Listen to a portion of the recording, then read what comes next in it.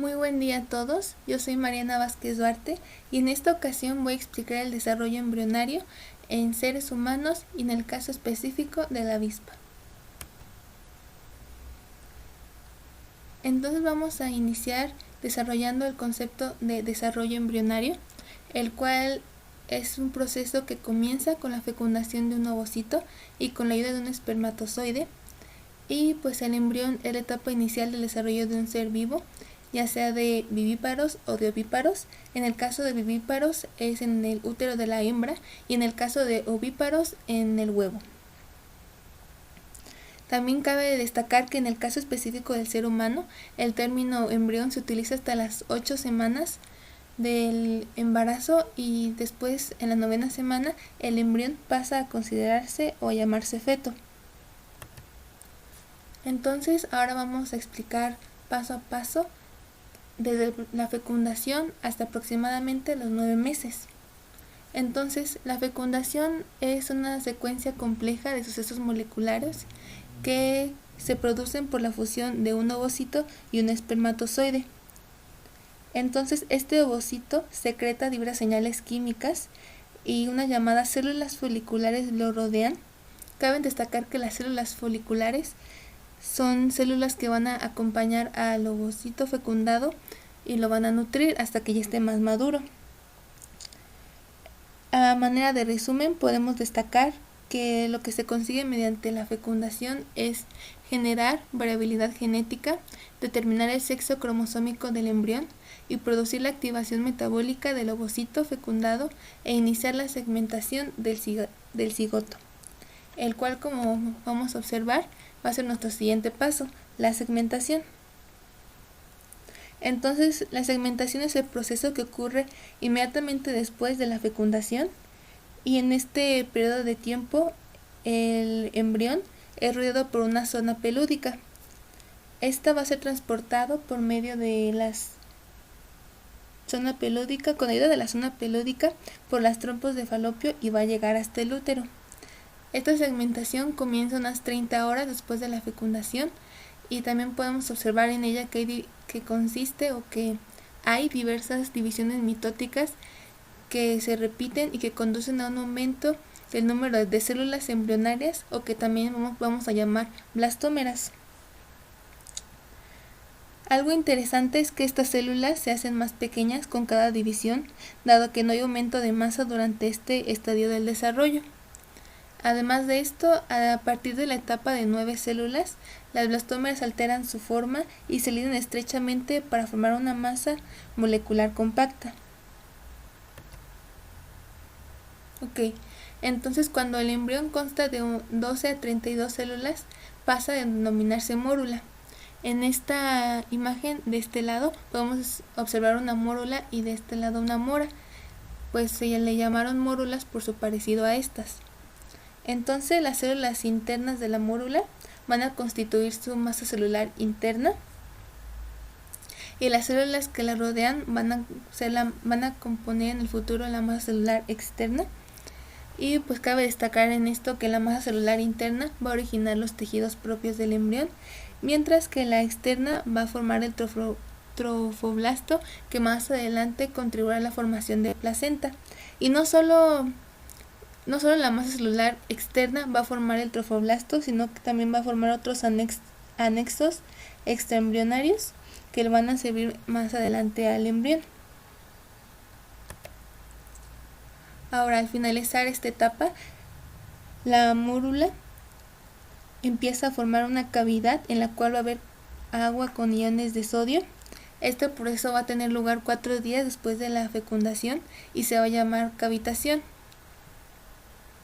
El espacio lleno de líquido donde se haga esta cavidad va a recibir el nombre de blastocele, también llamada cavidad blastocílica.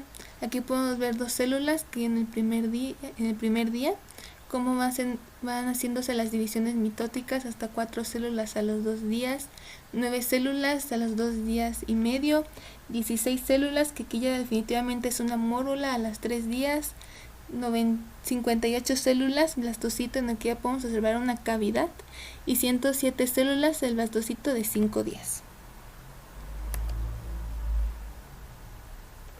Muy bien, entonces el blastocele en la siguiente etapa del desarrollo va a facilitar la migración de células para dar lugar al disco embrionario y a unos anexos. Esto va a ser muy importante porque en la segunda semana del desarrollo embrionario va a experimentar una serie de cambios que va a ser un precursor de 3 hojas embrionarias que se llaman ectodermo, mesodermo y endodermo. Aquí podemos ver esta cavidad, se llama cavidad amniótica, y este disco embrionario, que básicamente es lo que tenemos hasta esta semana del desarrollo, hasta estos días del desarrollo más bien. A partir de ahí viene la implantación.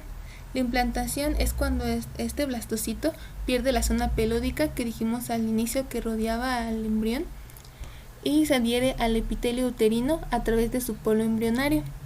En este momento podemos observar cómo el trofoblasto comienza a proliferar con más rapidez y luego se va a subdividir en 2 láminas, una interna que se llama citotrofoblasto y una externa que se llama sincitiotrofoblasto. Aquí en este caso podemos ver en la parte interna el citotrofoblasto y en la parte externa es el sincitiotrofoblasto.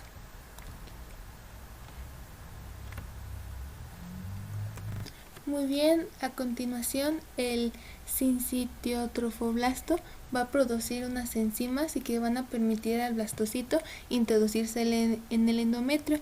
El endometrio podemos apreciar cómo es toda esta parte de aquí y este es el útero. Ahora vamos a pasar a la semana 2. En esta semana 2, como ya dijimos, el blastocito se encuentra en el endometrio uterino y podemos observar cómo en el trofoblasto se empiezan a formar unas vacuolas, las cuales son espacios entre células que van a confluir hasta formar lagunas. A este periodo lo vamos a llamar fase lacunar. En otra cara o en otro lado, el citotrofoblasto va a producir una proliferación celular que va a dar lugar a vellosidades cariónicas, que son estas que podemos ver aquí. Aquí está la placenta y aquí están las vellosidades cariónicas. Estas son partes de tejido placentario que van a compartir la composición genética del bebé. De hecho, aquí, como les comentaba, está una vellosidad cariónica y la placenta.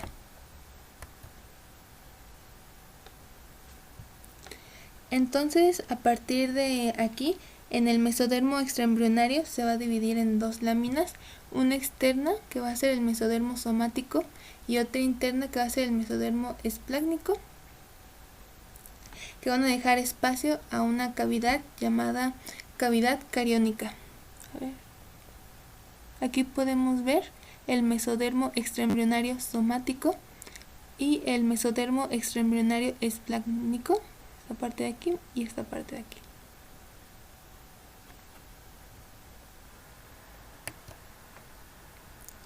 Ahora vamos a pasar a la semana 3.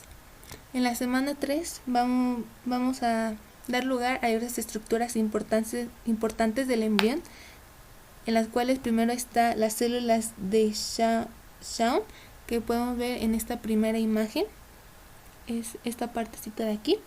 Y estas son células que se encuentran en el sistema nervioso y que acompañan a las neuronas durante su crecimiento. Luego vamos a tener los meninges, que son esta parte de aquí y van a proteger el encéfalo. De hecho, esta parte de aquí es el encéfalo y aquí están los meninges. Y finalmente, en la última imagen tenemos un melanocito, el cual lo que hace es producir melanina, que va a ser importante para la protección de los rayos solares.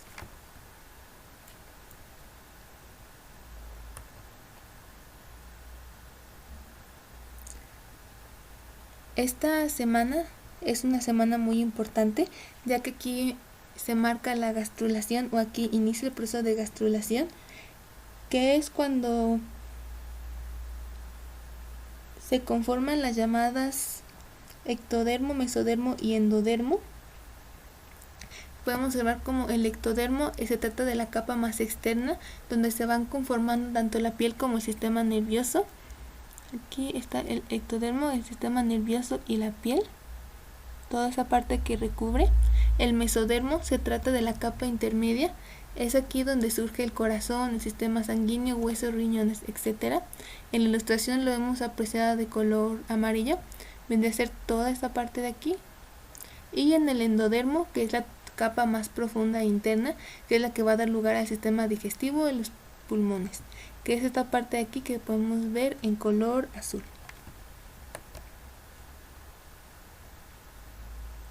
Ok, ahora vamos a pasar a la semana 4. Ahora en la semana 4 es cuando se da el cambio más importante, en la que se produce en la última fase del primer mes del embarazo, que es el plegamiento del disco embrionario. Aquí la notocorda es el diámetro axial de un disco que comienza a cerrarse sobre sí mismo y va a dar lugar a una estructura tridimensional pseudocilíndrica que empieza a adoptar la forma de un organismo vertebrado. Como podemos ver en esta imagen, ya vemos cómo tiene una estructura tridimensional que se va como doblando. Muy bien, ahora vamos a pasar a el mes 2. En el mes 2, como vemos, del ectodermo se van a derivar órganos y tejidos. Y de hecho este proceso se le va a llamar organogénesis. Y es cuando del ectodermo se va a derivar a órganos como la piel y sus anexos, que son pelos y uñas. La parte más exterior del sistema digestivo y respiratorio. Aquí vemos una parte del sistema digestivo y de este lado una parte, o los pulmones más bien. Podemos ver cómo se va a formar la boca y epitelio de la cavidad nasal, las células de la cresta neural, melanocitos, sistema nervioso periférico, dientes y cartílagos, y el sistema nervioso central, como es el cerebro que vemos aquí en la imagen, médula espinal, epitelio acústico, pituitaria, retina y nervios motores.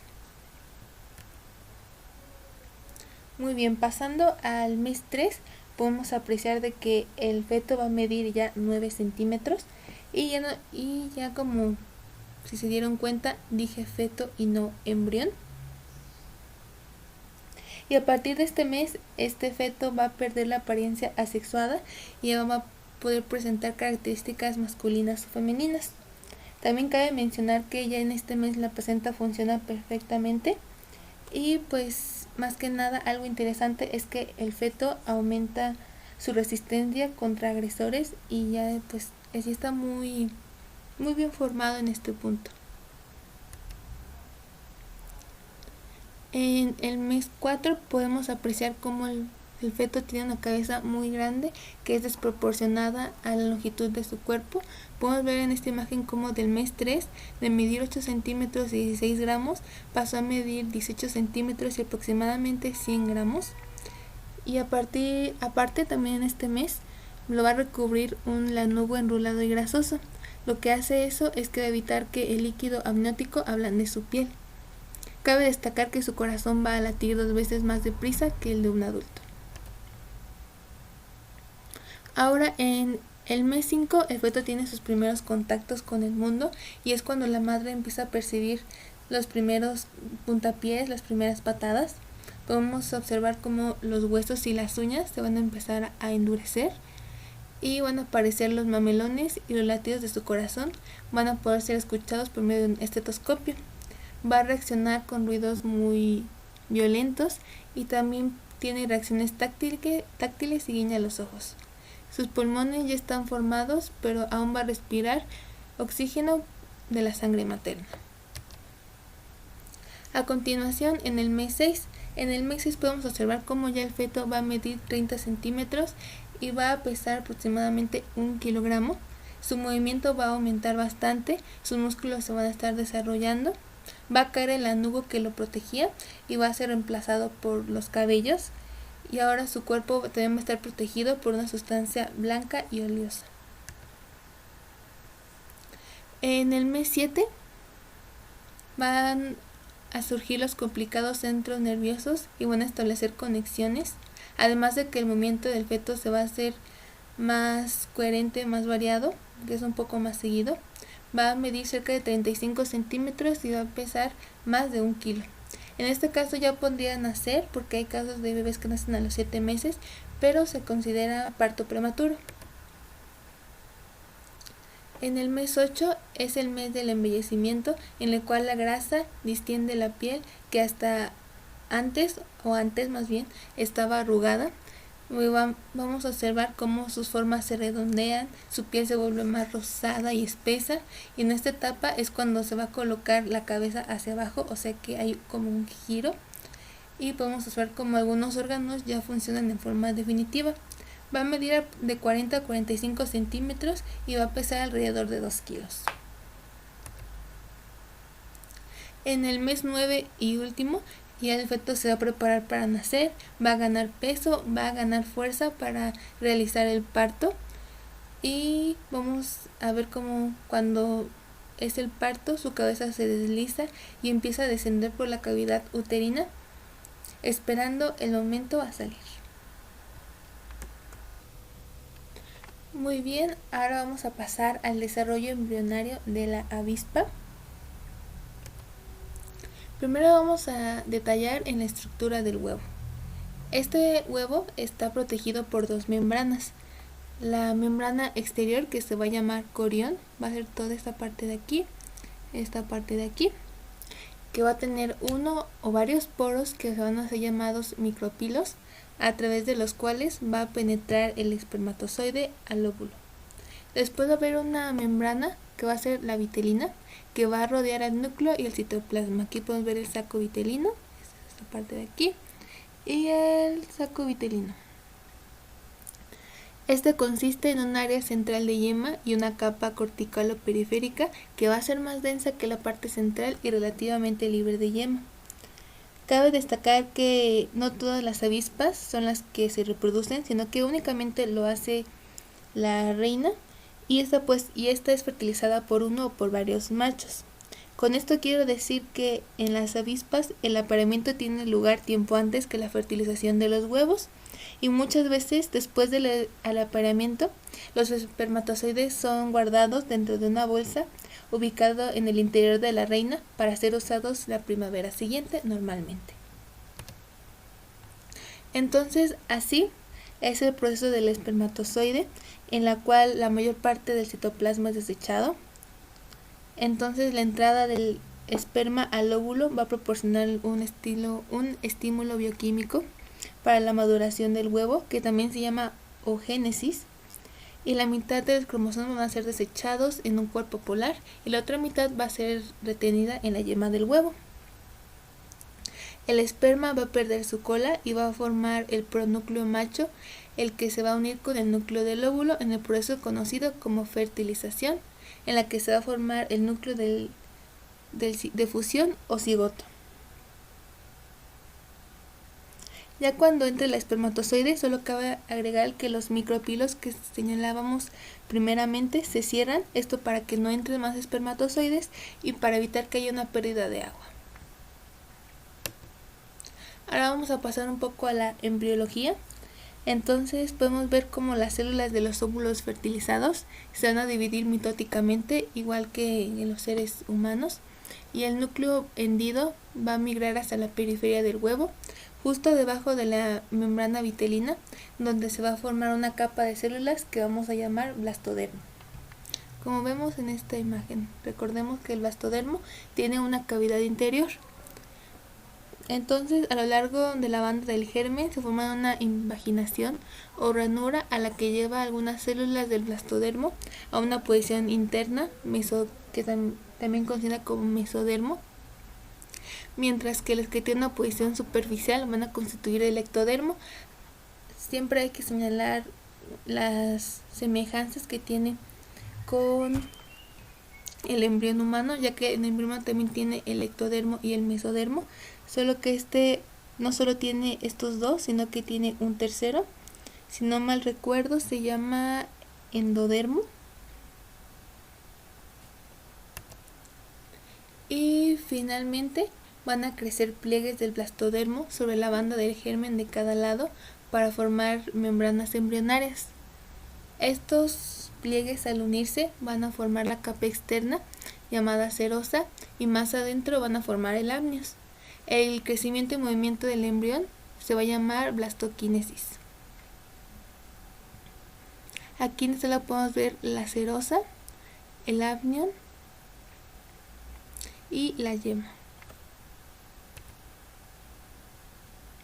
Muy bien, finalmente ahora solo cabe destacar que el crecimiento va del ectodermo, donde se van a formar el intestino anterior y posterior, mientras internamente el mesodermo va a desarrollar el intestino medio para conectar los dos primeros. El crecimiento del ectodermo va a formar los apéndices, también va como son las antenas, las patas, la mandíbula, la maxila, el labro y el labium, que viene de toda esta parte de aquí. Y también va a ser un crecimiento interno, invaginaciones, que se producen en el sistema nervioso, tracal y glándulas salivales. Sin más por el momento, este sería el final de la presentación. Y para darle conclusión, simplemente quería agradecer por la atención prestada al video.